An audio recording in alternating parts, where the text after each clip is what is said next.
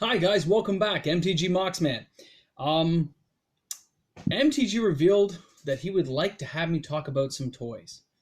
I don't know if most of you knew this.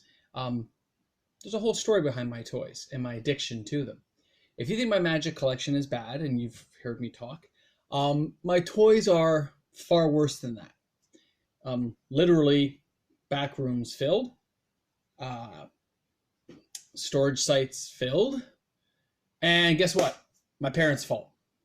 We're going to get to that. So this video will be a little bit longer than a lot of my other ones because we are talking about a variety of subjects of my toys. But hopefully you guys can stick around. Hopefully new people will join it. And please, if you enjoyed the video, please hit subscribe. So let's start off. We're gonna go back, guys. This is story time. This is like Story Time Tuesday, but it's not about magic or anything like that. We're gonna talk toys. When I was younger, I love toys, and my parents were very keen on money. It was hard, so toys were very rare and far between. They really were. They were hard to come by when I was a kid. So I was taught very early to take care of my toys and not wreck them. And I grew up and I did take care of my toys, but eventually my parents decided I was too old for them. My dad in particular. I came home one day and they were just gone. For the most part, they just disappeared. Probably to Goodwill, whatever. They're long since gone. But I wasn't ready to give up my toys. This is just like a short version, guys. But I was not ready to give up my collections of toys, my G.I. Joe, my Transformers, a lot of the toys I grew up with. I don't know if you guys did too, but the vintage now, right? And they're worth lots of money. Dad, lots of money if you're watching. I don't think my dad watches my videos, but if he did, and so I have generally gone back and collected toys I had as a child that I wasn't done playing with. And I brought those toys to my house. So now I have toys again. Lots and lots of toys. And today we're going to discuss some of them. So that's what we're all about today. And really, guys, this is like the short hyphenated video of how it all went down.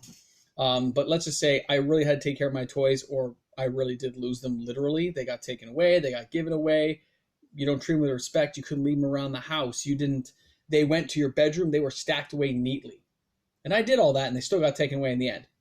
So basically, my addiction to things like toys and such has been brought on by the fact they were taken away by my parents, and now I gotta have them back. So I brought a little selection today to talk about. It would take far too long to go through the myriad of toys I have. So we'll just take a few up. And for those of you who haven't seen these type of toys before, well, this will be like a trip down memory lane. And for new people, it's like, wow, I've never heard of that toy. So you can look up yourself and go further in depth. So without further ado, let's start with something. I'm just moving things out of the way. Right? We're going to start with something a little more modern. How about Thor and Hulk from Thor Ragnarok? Sorry, it's not going to stand too well. Now, my problem nowadays is I want my toys to be in mint condition. I want the packages mint. And this toy came out when the movie came out. It was at Toys R Us. And, of course, it has to be in mint shape. And it was. There was one that was just coming out of the box. I said, oh, do you mind if I grab that? And the guy's like, oh, okay. And I took it out. I didn't even let him touch it. And I was so happy. I had my son with me. I go, dude, it's like mint condition. It's going to be awesome. But guess what? I paid for it. I didn't let the cash register lady touch it. I don't want anybody touching my stuff. I put it away. Too many times I've seen them mess it up and bend the package. So I'm walking out to the car with this. You notice it's not the package now. We're getting to that. And I was walking to the car. And my son, being silly, kicked. And he kicked the bag, thinking he was being funny. And it mangled the package inside. So, of course, I took the package out and just whipped it in the air. He goes, Daddy, what are you doing? I said, it doesn't matter now. I'm going to have to take them out. It's destroyed. He goes, well, go get another one. I said, none of the other ones were in good condition. All the nips and corners were bent. So here they are as a reminder to my whole family. And when I say I want something mint and left alone and not touched, I'm not joking. I want it mint and not touched. So these two sit on a shelf usually upstairs in my TV room with the family. And it's just a little reminder when stuff comes in, if it's mine, don't touch it. Leave it there. Everything will be okay. If you touch my stuff and you break it, you mangle it, I'm not happy. I get grumpy. And I don't want to be grumpy. I want to enjoy my toys. And I consider them like artwork, guys. I like to look at them. I can spend 15, 20 minutes a day just walking down aisle, looking at my toys and going, oh, and fond memories in your head. So please remember that about toys. They're meant to be played with. But when you get to be an adult, you just want to look at them generally. Unless it's Army Men, then they're still cool to play with. So this is Hulk, this is Thor, and this is what, 2017. So that's a more recent toy. Goodbye, Hulk. Goodbye, Thor. Okay, now we're going to jump a little bit further back. Just a few more years. We're not getting him yet. Here is a Transformers toy. Now, I'm not going to tell you what toy it is. You can see inside it says Optimus Prime. Very cute, right? Optimus Prime. But actually, if you look on the front, this is a mistake, an error box. The front says Jazz. So the insert says Jazz. Top says Optimus Prime. Insert says Jazz. So it's wrong. But then the worst part is the back has Trailbreaker from Transformers. So everything about this particular card is wrong. Even the sticker decal is not the right one for this set. It's like a 4-error card that I found at Walmart. It is not in mint shape, but I just I mean it's pretty close. It's not bad. It's you know, it's pretty good, and it has a lot of dust, I realize. But when I found this, I was just blown away. Like, how many errors can Hasbro possibly make on their toys? So I had to have it. And at first I walked away from it and said, who cares? But I said, wait, how many cards have that many errors on them? It's unique. It's just, so it's even the wrong Optimus Prime, by the way. And I can show you that after. Probably even sooner if I look hard enough, but it's back there somewhere. This Optimus Prime is from Optimus Prime and Grimlock series from Target. So it's even the wrong toy inside the box. He's not supposed to fit inside. It's the same figuring as Jazz, the same bending shape, but you can see it's kind of stuffed in there in the back. It doesn't fit right. So it's like just an error that went on the line. Very cool. Very unique. And again, this is what, 2012. So we're looking at about 7 years ago. I didn't pick this up till like about 5 years ago. So it just sits there looking pretty. I thought about sending it away to AFA, but I don't know what they would do with it. So at some point, yeah, it's very cool. All right. I don't have to go anywhere. This can just sit here. Okay, next up, going back a little bit further, from the Wolverine movie. There's Wolverine. Now, I picked this up. I left this on purposely. I bought it from Dollarama for $3 Canadian. And this is, again, what, 2012? This is 2012. They didn't go with high articulation, which is the problem with these toys. These are meant to be, $8 or something, but they just totally chinsed out. There's no articulation, no bending, so nobody really cared. They end up at dollar store. But it reminds me of Star Wars figures, the 3.5-inch figures from back in the day, where they didn't have the articulation. And I'll be honest, it's still Wolverine, and Wolverine rocks. Hugh Jackman is Wolverine, man, nobody else.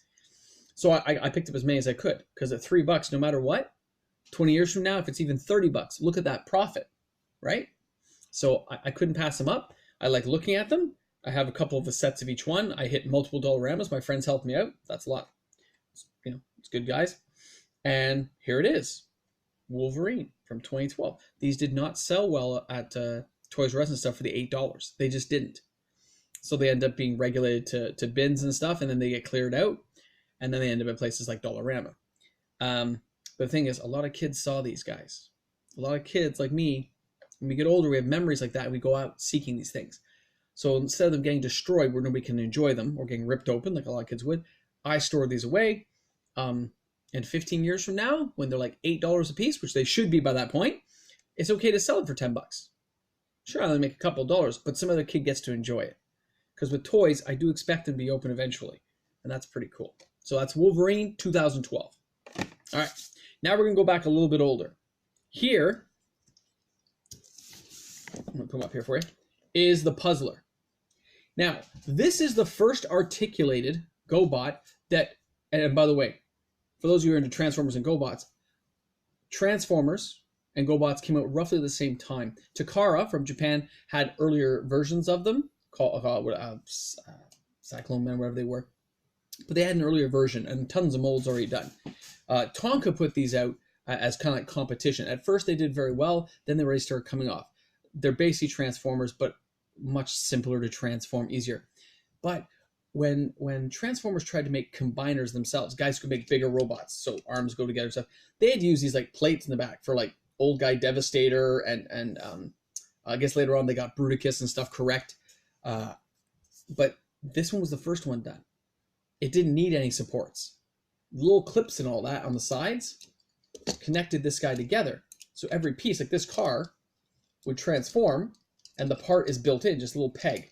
It's just built into the side. So this was just revolutionary at the time, guys. And it was stiff enough, because it's on an octagonal, that it would keep its positions when you would raise the arms. Now, GoBots never hit the fame of Transformers, so the value didn't go up as much, but it was still unique. And I remember them as a child at places like Byway and stuff, and I couldn't afford them as a kid, man. They were still like $3, $4 each. A Puzzler gift box was even more expensive than that. But I did manage to pick this up as an adult. I think at one point I did have this as a kid because I traded some friends to get the pieces I needed because they had the individual pieces. But just to remember and have it together and in peace and remember your childhood that way. And remember that Tonka's still out there, guys. They still have their name. It's owned by Hasbro now. They've all kind of become the major company, but this is still there. You know, they still have the mold somewhere. They still have this to ever reissue out again later on. Most times now, GoBots does come out every couple of years. They keep the license alive, but it goes through like cheaper Transformers, basically like kiddie Transformers, as opposed to full blown separate line. So it's very cool, very unique. I mean, and you notice it isn't like the 5 pieces that Transformers came in. This had 6 because they couldn't figure out how to do the body. So the 2 pegs here just fit on the top of the cop car, which made this very prone to breaking, by the way. The toy itself was quite prone to breaking in that middle section, but not on the upper parts. Even if the pegs broke, you could kind of figure out how to make it stick together with some rubber bands. So it worked pretty good. This one is fully complete, though. And they did another one called Abomination, which is another version of it. They did very, very well as well as all kind of demon, evil guys. And GoBots were broken into like 2 good guys and bad guy factions, but they weren't completely robotic. They had organic brains inside them. Which is, you know, they're in the same Transformer universe on a different planet called Gobotron. And they did a couple of movies you guys can look up. They're very cool. But that was the Puzzler, and he was totally wicked as a kid, man. Like, crazy. So, and yeah, awesome toy. Okay, now we're going to go back further. I know. By the way, this is metal. This is cast iron. Okay? The head is plastic. Everything else is metal. These are done by Mego, which was a really old toy company. They did all kinds of metal cars and stuff like that. But they came out with a 2-inch action figure. These were called Eagle Force. The play sets were plastic. They had like Eagle Force Mountain, they had Eagle Force vehicles and radio sets and stuff, but the figures were metal. I can't tell you, there's only been a couple times, but I got pinged off with these as a kid because, you know, some person gets upset. Dude, these hurt. These have bruises, welts, cuts, because they're solid metal. And they weren't prone to breaking because they're metal. They got loose. The arms and stuff got loose, right? But the figures themselves were very durable, very, very durable. They gave nice flat feet, so they did. I mean, this guy's a little bit on the heavier side, but they did balance well for the toy. And they had little, you know, seats and stuff. Still basic articulation, but they could fit into the vehicles and go inside. And there was a whole play set of like the terrorists and the Eagle Force good guys, and they had little play sets, basically, you know, very small versions, which was very cool because they were kind of proned out. Now, it did very good in its first run, and that'd be like 1982. But then, guess what happened? 83, G.I. Joe brought out their 3.5-inch line from their 12-inch line. And when they brought out that line of 3.5-inch figures with all their vehicles and playsets, Mego got crushed. I mean, literally crushed within a quarter. Sales went down so much they had to discontinue the lines. There's a couple dozen figures that were unproduced, and G.I. Joe just took off. And G.I. Joe never looked back. Like, never looked back. Right? It's the same as what happened to Kenner. Their figures weren't detailed enough compared to what Hasbro put out. So, you know, they got eaten alive. And that happens. It happens in the toy business, right? If you're not going to be innovative and you can't come up with a good toy with a good story, which a lot of toys lack nowadays. So Mego was a very, very cool toy, guys. The company was around for a long time. I think they're still around now doing some stuff, but nothing like they were. Not the juggernaut or Goliath of toy companies they were. The toys were very detailed. You can see closer here. He has grenades on his chest. His shirt's open. He has like a little tattoo on the back there of the Eagle Force.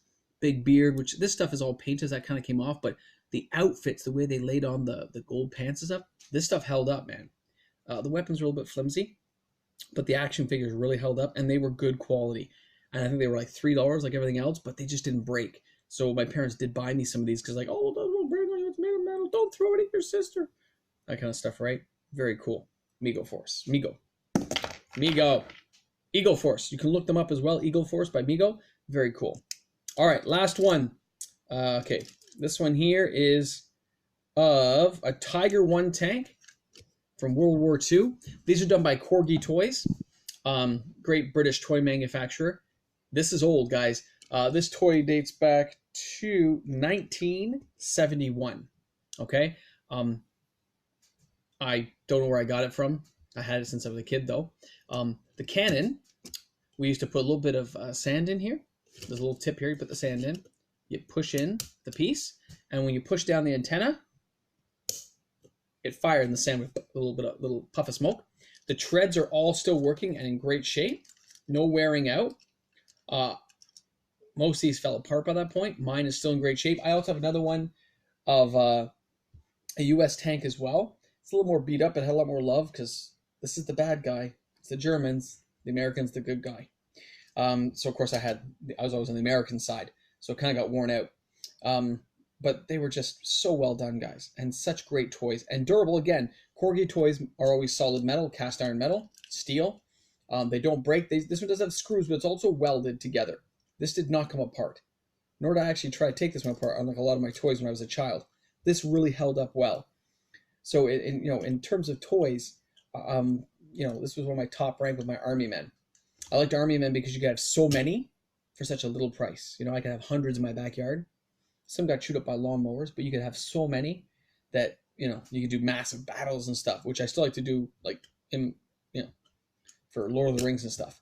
So I just want to show you a few toys today, since MTG Video was, like, really wanting in on this.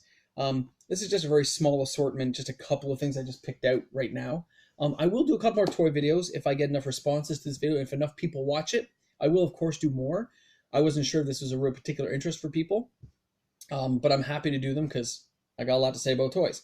So I hope you enjoyed the video. Thanks a lot for tuning in. I know it was a longer video than normal, but you can't just do a 5-minute, 10-minute video and be done when it comes to toys. You really have to kind of get in there a little bit and remind people how fascinating toys can be. And if you love toys, you just love them. It's not because it's worth money or not. It's because it's a toy, and you remember your childhood memories of playing in the backyard with your friends, running down the street, having GoBot battles of Transformers versus GoBots, and seeing who's the toughest, and setting up rules as kids. It was amazing stuff, guys. So this is MTG Moxman. Thanks a lot for tuning in. Hope you enjoyed it. I will probably have another video up tomorrow about Mox Amber. If you're watching this long into the video, hope you do. Remember, if videos get watched a lot, I know kind of what topics people like.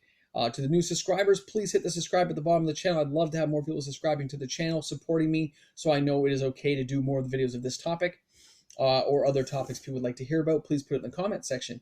All right, thanks again, guys. Thanks a lot for tuning in. This is MTG Moxman. Hope you're having a wonderful day and enjoy.